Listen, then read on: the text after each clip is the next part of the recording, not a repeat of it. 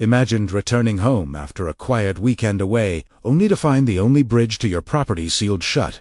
Steel drilled into concrete like an invading army planted its flag. Hidden cameras watching your every move. Fake engineering orders stamped with a fraud's name. And in HOA, you never belonged to claiming your land as their future expansion zone. This wasn't a dispute. It was an attempted takeover, and I was about to push back harder than they ever expected. The Montana mountains have a kind of quiet you cannot buy, borrow, or recreate, a quiet shaped by river wind, pine shadows, and years of earned solitude. That quiet was the reason I built my home here, plank by plank. For nearly 2 decades, nobody bothered me. Nobody questioned my bridge. My land was mine, clean, surveyed, and uncontested. So when I returned from a 4-day trip to visit an old friend, the last thing I expected was trouble. But the moment my boots hit the frosted dirt, something felt off. The air carried a cold, metallic, bite-fresh steel. Unauthorized steel. 10 primera sa. W Italiano. Chains thick. Industrial. Wrapped across my bridge like a barricade in a war zone. Fresh drill holes sunk deep into my concrete slab. A bright aluminum sign dangled in the middle. Access revoked. Riverside Haven HOA property. Except I wasn't part of an HOA. Never signed anything. Never lived in their community. My place sat miles north of their picture-perfect cul-de-sacs. My first thought wasn't anger. It was disbelief. I knelt beside the bolt swarm to the touch. Installed recently, whoever did this wasn't far. That's when a glint caught my eye among the brush. I pushed aside a branch and found a small motion-triggered camera wired to a hidden battery pack, aimed directly at my bridge. At me. The quiet shifted. It wasn't peaceful anymore. It was watching. I stepped back, scanned the tree line, and let out a slow breath. This wasn't a mistake. This was a move. With my truck blocked, I hiked the long route home through the woods. Every step tightened something inside me. The air felt thinner, heavier, like the land itself sensed the trespass. Inside my cabin, a plain envelope waited on the table. No stamp. No official markings. Just a single printed accusation. Boundary reassessment, unauthorized structure, payment required. The paperwork looked like it had been assembled by someone who had Googled legal language 5 minutes before printing it. Still, I believed in starting fair. So I called the number on the notice. Riverside Haven Homeowners Association. This is Karen speaking. Of course, her name was Karen. Ma'am, my name is Garrett. I received a notice claiming my bridge is on HOA land. That's simply not. She cut me off instantly. Our updated maps supersede older documents. Mr. Kane, your structure falls within our jurisdiction. I stared out the window at the river, the natural, unchanging boundary that's marked my land since I bought it. That's impossible, I said. My bridge was built on certified survey lines. Your HOA ends 2 miles south. A pause. Not hesitation, smugness gathering breath. If you wish to dispute, you may do so formally. But the fees remain. We do not share internal assessment documents with NAN members. So you're claiming my land, but I'm not allowed to see your justification. Correct. Payment is due in 10 days. Then she hung up. Right there, something inside me locked into place. They weren't making a mistake. They were counting on me rolling over. But I wasn't raised that way. I spread the forged documents across my desk. The boundary lines bent like they'd been drawn by someone tracing with their elbow. Watermarks stretched. Coordinate grids wrong. Survey seals mismatched. This wasn't sloppy admin work. This was fabrication. And the camera, that was proof someone trespassed to set this up. I grabbed my coat and hiked back to the bridge. The forest was too still, listening. Waiting. Beneath the leaves, fresh boot prints pointed straight to where the camera had been hidden. Size Ds or 11. Deep tread. Recently made. They wanted a fight. They were about to get one, because when I checked the camera's SD card, what I found didn't just confirm trespassing. It exposed the first crack in a plan far bigger than a chained bridge. If you're invested in what happens next, Don't forget to subscribe. This story only gets crazier from here. The forest around my bridge had always been a place of quiet refuge, spruce leaning like old guardians, the river whispering its way through stone. But that morning, the quiet felt wrong. Hollow, expectant. Like the woods themselves were holding their breath. I knelt where I had found the camera earlier, pressed my hand into the cold soil, and retrieved the device again. A small, weatherproof model with night vision and motion sensors, solid equipment. Not something a neighbor buys to check on raccoons. Whoever placed it wanted more than scenery. They wanted evidence. Or leverage. I popped the SD card from its slot and slipped it into my pocket. That little sliver of plastic felt heavier than it should, like holding a secret no one meant me to uncover. Back inside my house, I powered on my computer. As the screen glowed to life, the room felt colder, as if the walls knew what was coming before I did. The first few clips on the SD card were empty. Wind, river, leaves shifting, normal environmental noise. Then the camera shook violently, the lens whipping side to side. Someone had switched it on before mounting it. A reflective vest appeared briefly in frame, a gloved hand, the corner of a tool pouch, and then a voice. Low, irritated, hold it steady. Right here. Not an accident. Not curiosity. An operation. I clicked the next file. This time, silhouettes were visible. Two figures in high-visibility vests, carrying tools. One kneeling, one tightening something out of frame. Their movements were purposeful. Fast, coordinated, and they weren't on my land by mistakes. They were working. The footage turned my stomach cold, not with fear, but clarity. This wasn't some HOA member overstepping authority. This was trespassing, sabotage, and conspiracy. And it was only the beginning. But before I could analyze further, something else pulled my attention. The forged map still sitting on my desk. A faint caption near the bottom of the page caught my eye. HOA Zone Expansion Overlay. Revision draft, meaning the map I had seen wasn't the original. It was built on top of another document.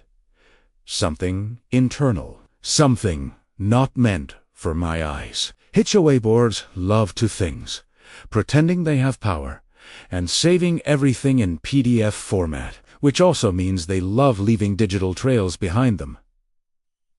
So Primera Sea reached Riverside Haven HOA. Expansion overlay planning, expecting nothing but gardening tips and meeting minutes. Instead, buried 3 links down.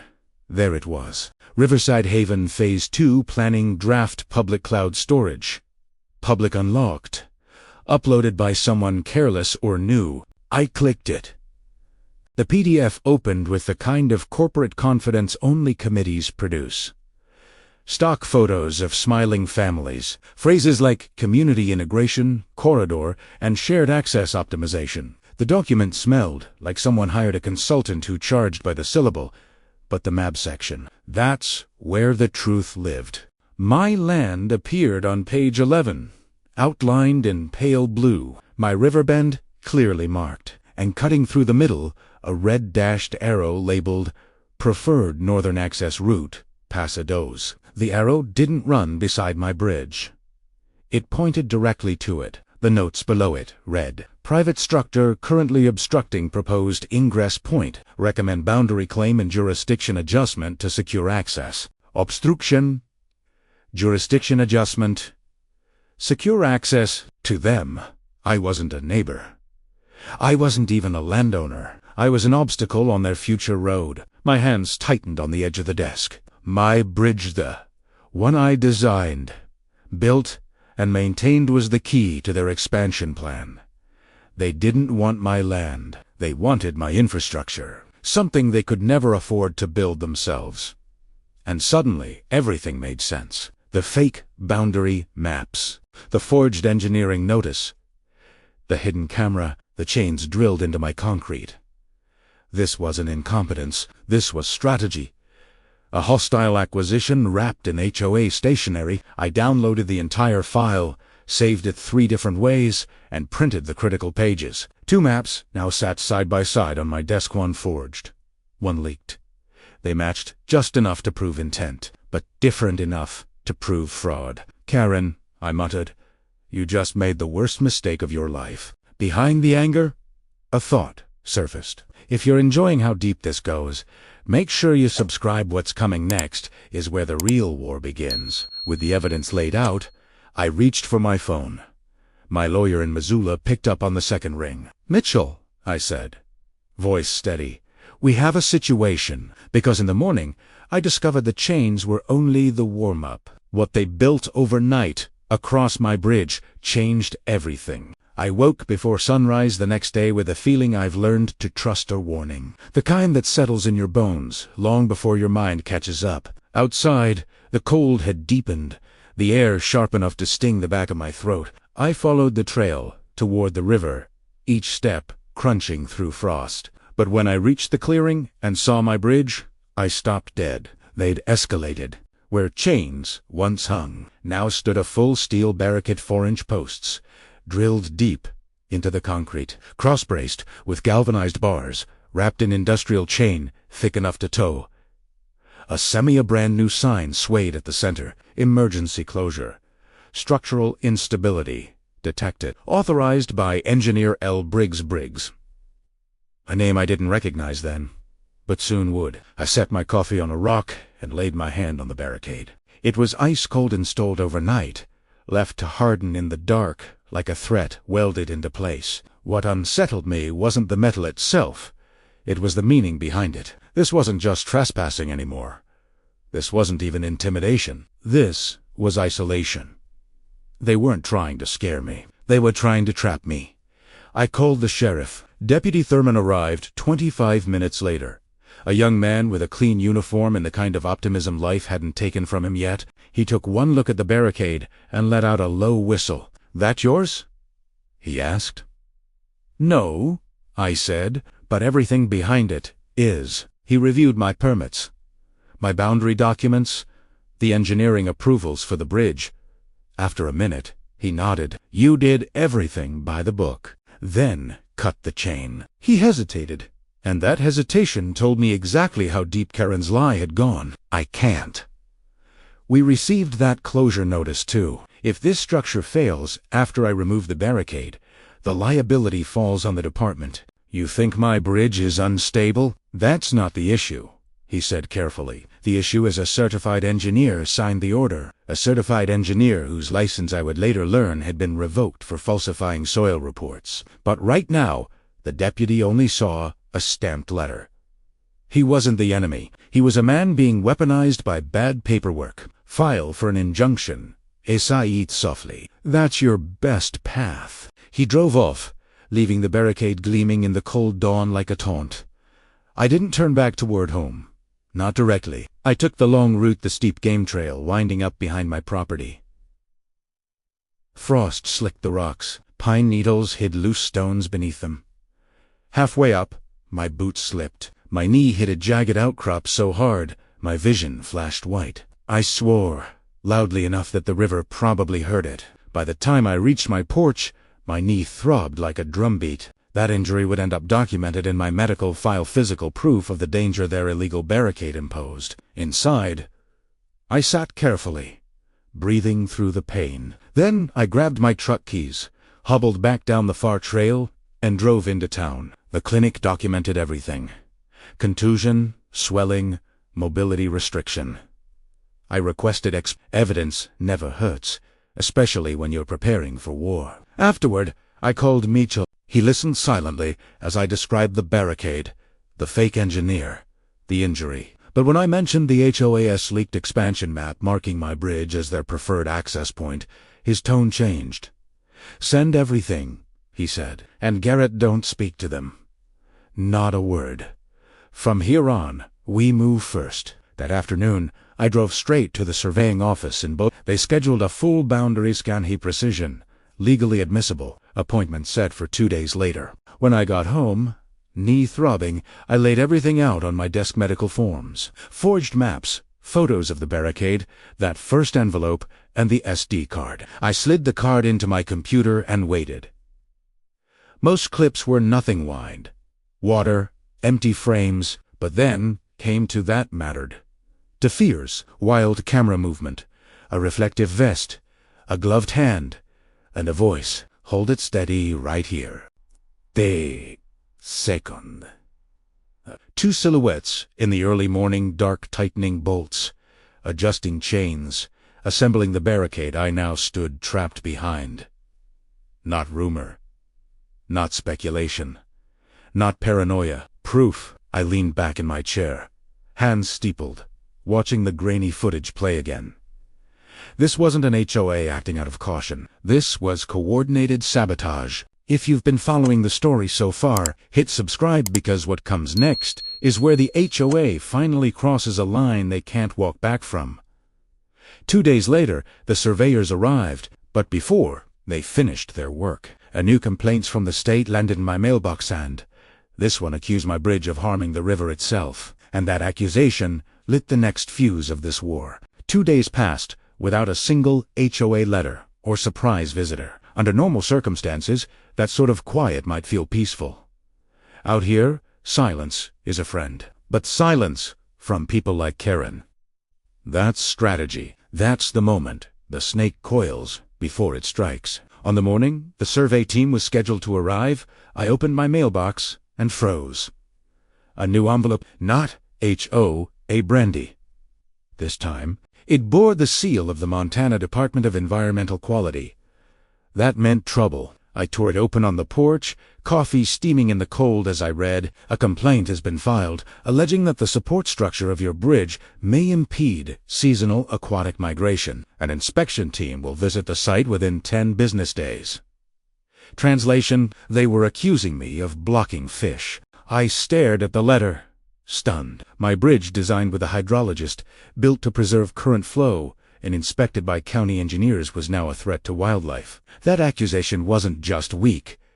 It was insulting. There was only one person petty and desperate enough to file it.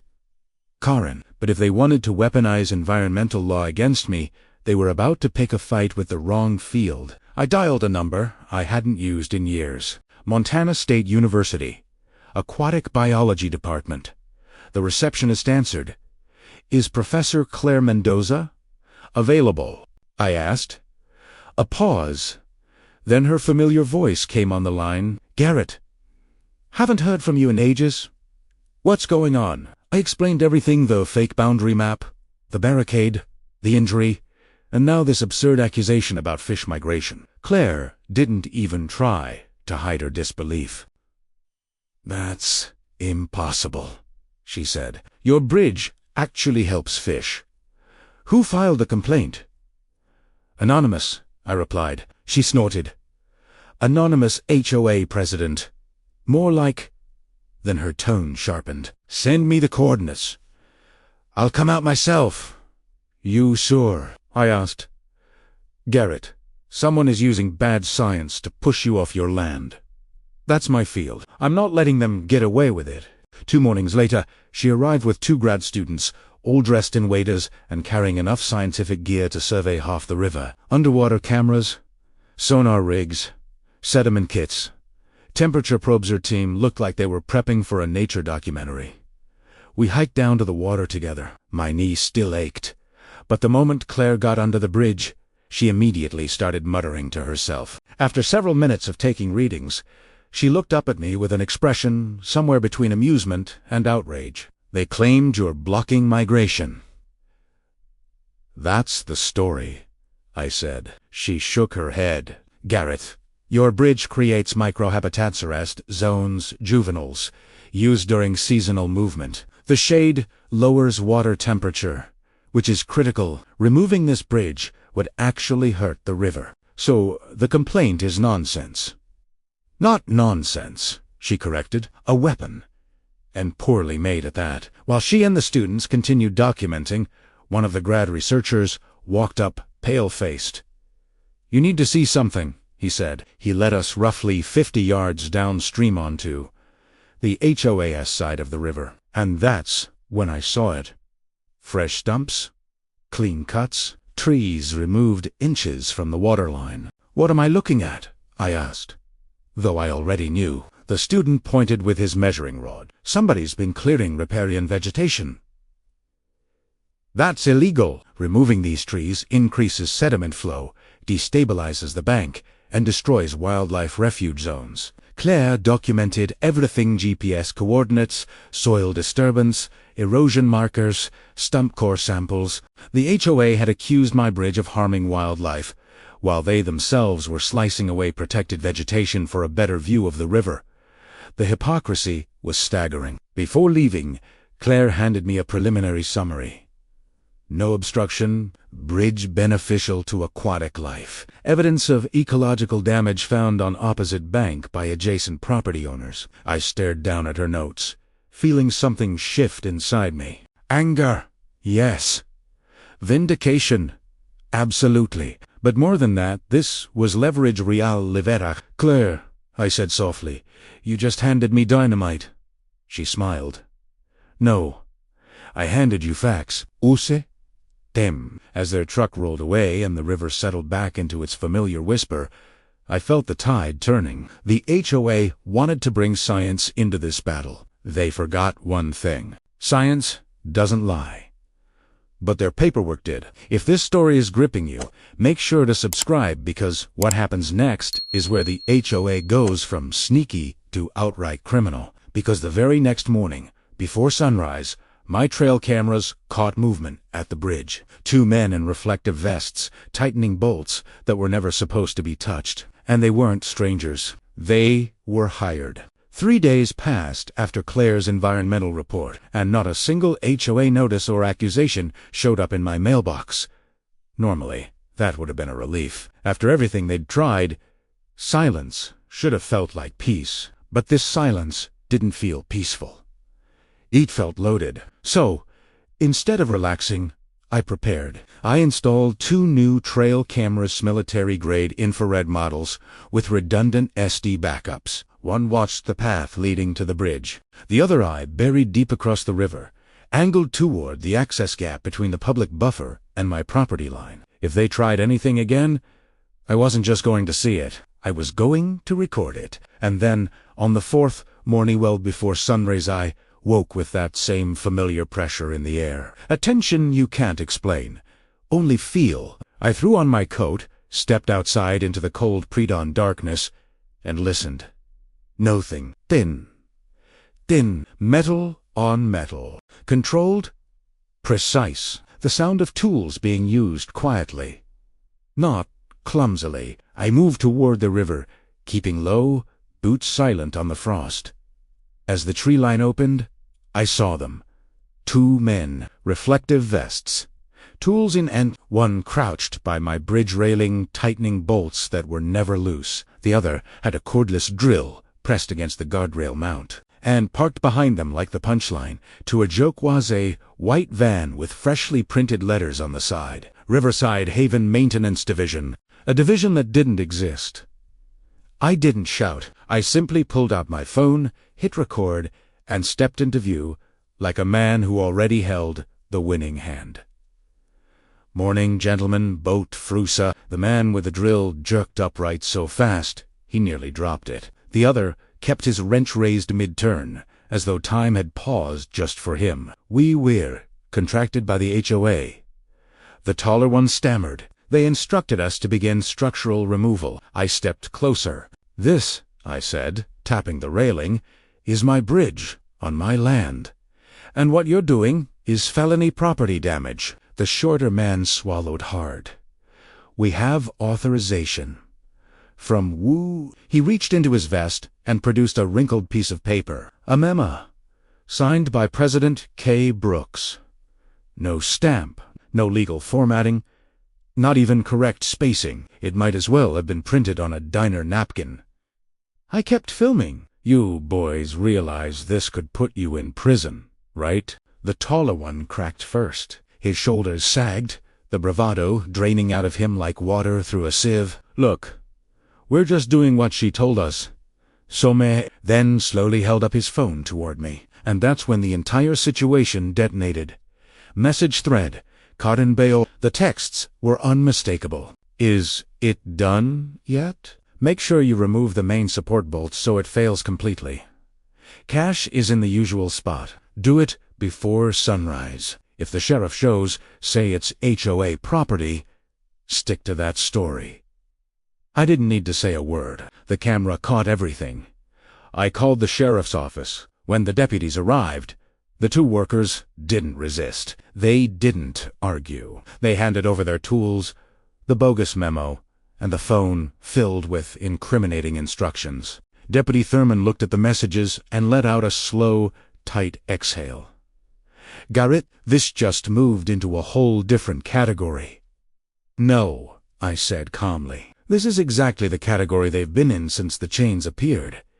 He nodded, jaw clenched. "We're arresting them for trespassing and attempted destruction of private infrastructure, and this," he held up the phone, "is going straight to the state investigator." As the workers were led away, the shorter one broke. "She paid us," he blurted, said the bridge was illegal and had to go before the inspector arrived. Thurman turned to me. "This is going to blow up the second it hits a judge." "Oh, I'm counting on it." The deputies drove off, tire tracks carving through the frosted dirt. I remained at the bridge entrance, watching the light rise over the valley. The barricade might still stand, but something had shifted. Karam had finally crossed a line the law couldn't ignore, and she'd done it on camera. If you're rooting for what happens next, hit subscribe, because the next move I made wasn't just counterattack, it was bait. Because I decided to set a trap, a fake bridge project so absurd, so obviously bogus, that Karen couldn't resist attacking it. And when she took the bait, everything unraveled. After the sunrise arrests, the valley fell quiet again, but not the comfortable quiet of river wind and pine shade. This was strategic silence.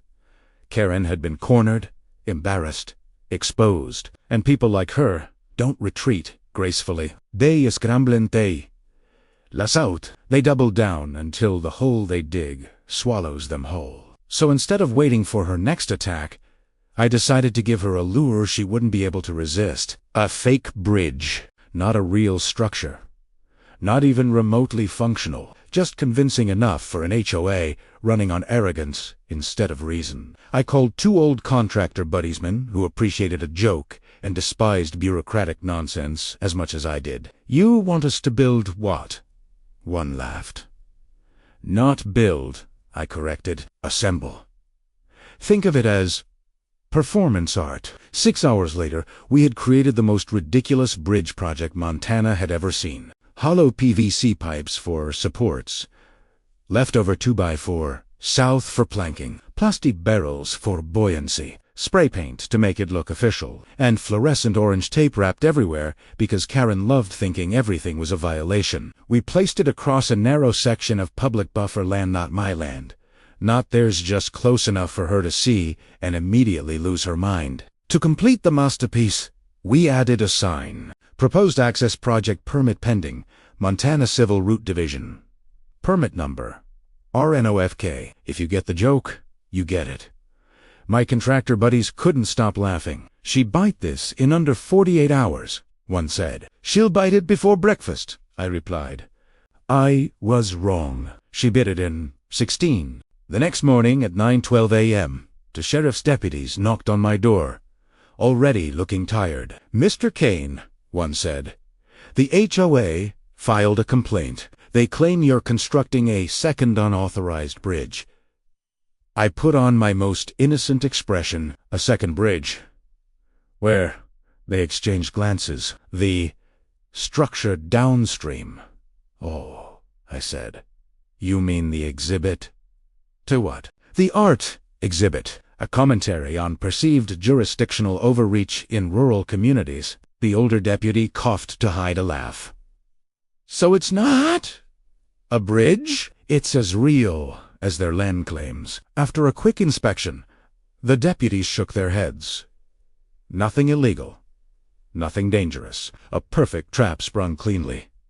But the fallout hadn't even begun. The next day, an HOA envelope, cease and desist, illegal structural activity adjacent to HOA property.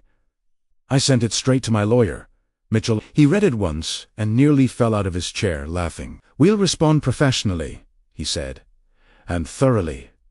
Our reply included photos proving it was an art piece, documentation showing they had no jurisdiction over the land, Claire's environmental report showing they caused ecological damage, evidence of their prior sabotage attempt. And then someone inside the HOA leaked the entire complaint thread to a local reporter. The story went viral. Reddit tore into them. Facebook mocked them. TikTok made memes comparing Karen to a medieval warlord attacking a pool float. Within 2 days, the HOA's Google listing had been renamed Riverside Haven Guardians of Imaginary Infrastructure. I didn't make the change, but I'll admit I enjoyed it. Neighbors who never spoke to me before now waved from across the river. One shouted, "You the guy who built the art bridge." Pry, node dead, guilty. But beneath the humor, pressure was building. Karen was humiliated, desperate, running out of ground to stand on, and desperate people make catastrophic mistakes. 4 days later, a courier delivered a thick envelope designed to look official. Karen's last attempt at intimidation. Inside were a forged county survey, a fabricated engineering condemnation, a fake removal order, a map claiming my bridge crossed into HOA land. Every page was more amateur than the last. When Mitchell reviewed it, he pressed both palms to the table. "Garrett, this isn't a civil dispute anymore. This is criminal fraud." That forged document was the final nail. A day later, we were standing inside a courtroom, and when the judge saw the evidence, the hidden camera footage, the forged signatures, the environmental lies, the sabotage taxi, didn't hesitate. Karen was fined, removed from all HOA authority, referred for criminal investigation, and permanently barred from interfering with my property ever again. The war that started with a chained bridge ended with her HOA collapsing under the weight of its own lies. A week later, snowfall drifted over the valley like a curtain finally closing. The river whispered under ice. My bridge stood exactly where it belonged, untouched, unquestioned, and legally protected. I carved a small marker into a post beside it, dedicated to quiet mornings, peaceful water, and neighbors who mind their own business. As the wind carried the smell of winter across the hillside, I knew one thing for certain. Some things in life are worth fighting for. My land was one of them. My bridge was another. And now, both were finally, permanently mine.